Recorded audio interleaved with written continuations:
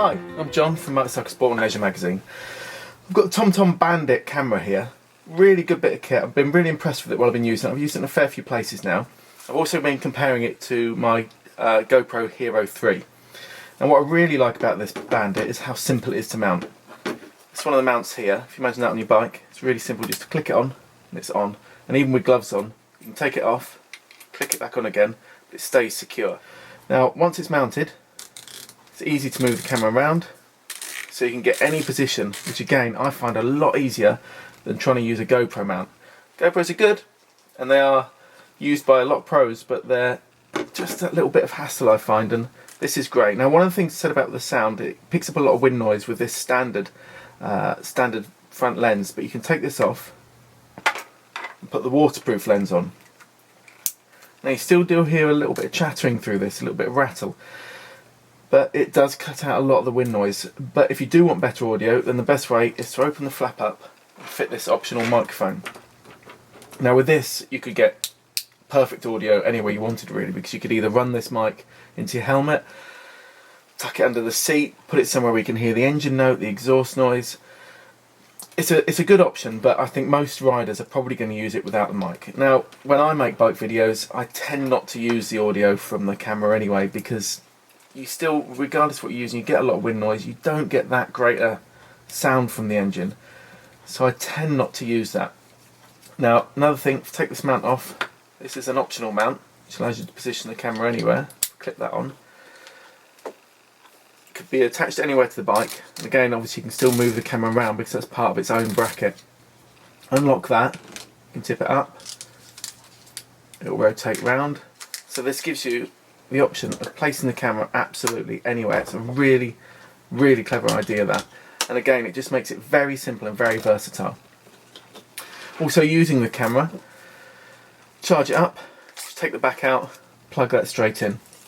The SD card's popped in the side, and this will also connect directly to your phone. We'll have a look at that in a second. Again, I'm really impressed with this camera because it's so simple. There's some features that a pro might find frustrating.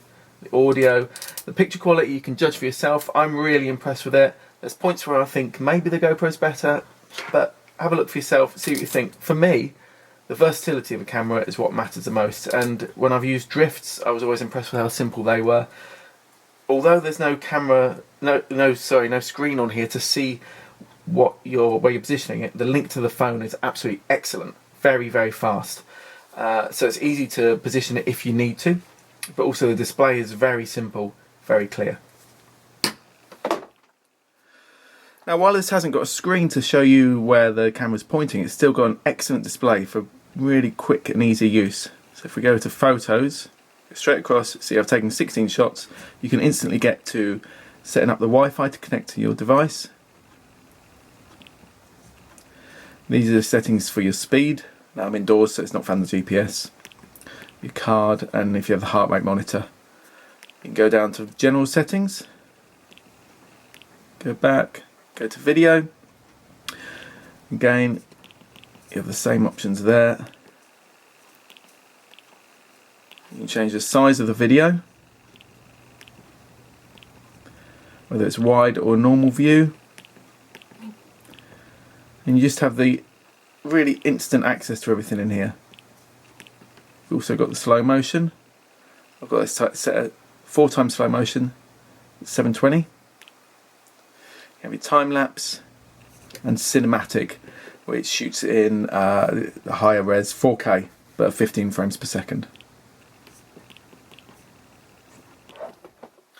One of the other nice little extras for this camera is this remote, which is a really neat little piece of kit. This has got the small strap, which you could easily fit to your bars. There's a longer strap, you could wrap it around your wrist, even on the outside of your jacket. You can start a video, stop a video, and mark favourites really quickly and easy on this, and that favourite marking is one of the excellent features of the camera that make it so easy to edit when you're editing it on your phone or your tablet. Now, one of the really excellent features about this Bandit camera is being able to connect it to your tablet or smartphone really quickly and simply. Now I've got it connected to an iPhone here. Now you can see that at the moment it's acting as a viewfinder, and this reacts very quickly. You can see here that it's very quick to catch up. that makes it really simple to position your camera on the bike or make sure you're getting the right view. Now if we go to the videos, you can see here all the videos. Now it's important to say these videos are not on my phone. These are all being streamed directly from the camera instantly. So if we pick one up now, this is at Silverstone. Now you can see there's no lag, no shake, apart from my hands. And this allows you to not only review your footage, but you can also, this camera has built-in GPS and it picks up when you go fast, when you're changing direction quickly, when you're braking quickly. And it means that it flags up points of interest. It will also flag up where you mark a favourite. It'll go to the points. This makes editing very quick and simple. Now this is a brilliant feature of this camera. I've taken it down to just one video on here. It's a lot easier to demonstrate what I'm going to do by just having one clip here. And this is probably how you'd be more likely to use the camera. You shoot something like a track day. Now this is a 20-minute piece of footage.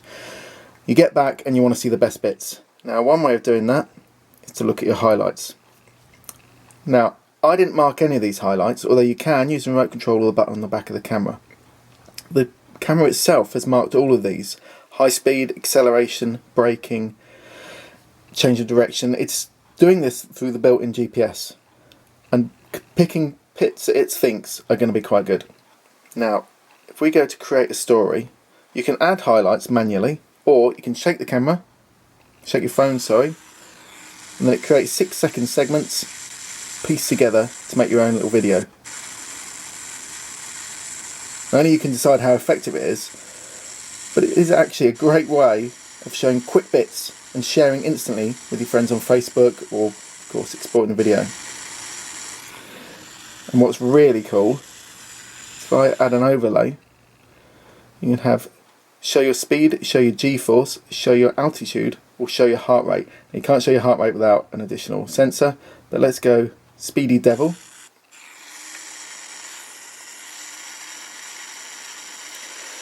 Now the speed does lag. I found when watching footage for a long time, you can see that the speed takes a while to catch up, so it's not a true direct indication of the speed you're doing, but it's close, and it's a really, really cool feature to have in a camera without having to buy really expensive kit to do it. Now you can only have one overlay operating at a time, which is a shame, but it's still a very, very cool feature. If we switch over to G-force, you can see how that one works.